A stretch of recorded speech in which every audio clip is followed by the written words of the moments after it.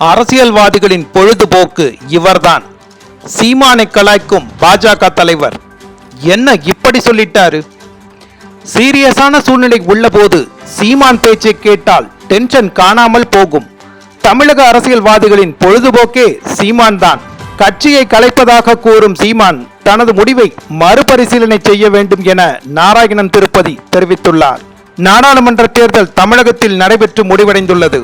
இந்த தேர்தலில் 4 முனை போட்டி ஏற்பட்டது.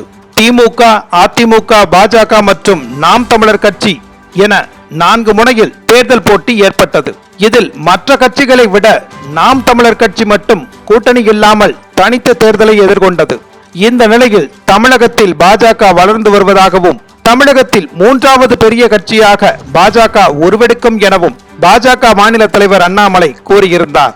மேலும் அதிமுகவின் இடத்தை பாஜக நிரப்பி வருவதாகவும் தெரிவித்திருந்தார். இது தொடர்பான கேள்விக்கு பதிலளித்த நாம் தமிழர் கட்சி தலைமை ஒருங்கிணைப்பாளர் சீமான், முதலில் அண்ணாமலை தனித்து நின்று போட்டியிட்டு காட்டட்டும், தேர்தலில் எந்தவித கூட்டணியுமின்றி போட்டியிடச் சொல்லுங்கள், அப்போது நாம் தமிழர் கட்சியை விட கூடுதல் வாக்குகள் பெற்றிருந்தால் நான் எனது கட்சியை கலைத்து விடுகிறேன் என சீமான் ஆவேசமாக தெரிவித்திருந்தார்.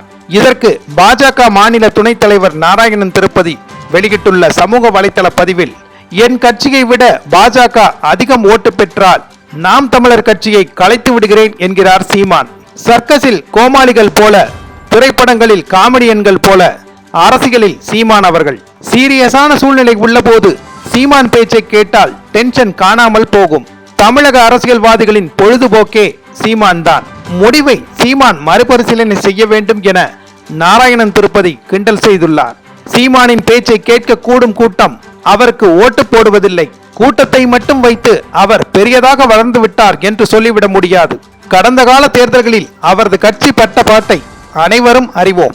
ஒரு கவுன்சிலர் வேட்பாளர் கூட இல்லாமல் கட்சி நடத்தும் இவர் நாட்டையே ஆண்டு கொண்டிருக்கும் ஒரு கட்சியை தனக்கு போட்டியாக பாவிப்பதே வேடிக்கைதான் என சமூக வலைதளவாசிகள் கிண்டல் செய்து வருகின்றனர்.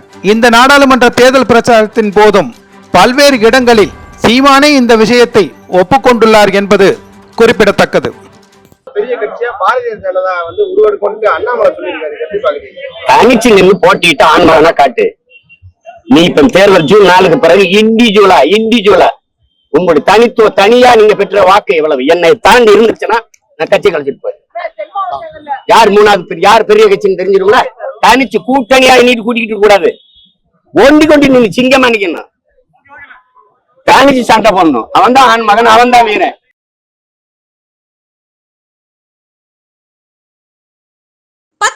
படித்தவரா நீங்களும் மத்திய அரசு பணியில் சேரலாம். SSC நடத்தும் MTS தேர்வில் பங்கேற்று வெற்றி வாகை சூடுங்கள். சன் IAS அகாடமி நடத்தும் SSC MTS தேர்வுக்கான பயிற்சியில் இன்றே இணைந்து பயிற்சி பெறுவீர், வெற்றி பெறுவீர். தொடர்புக்கு 9952920001 7397355517.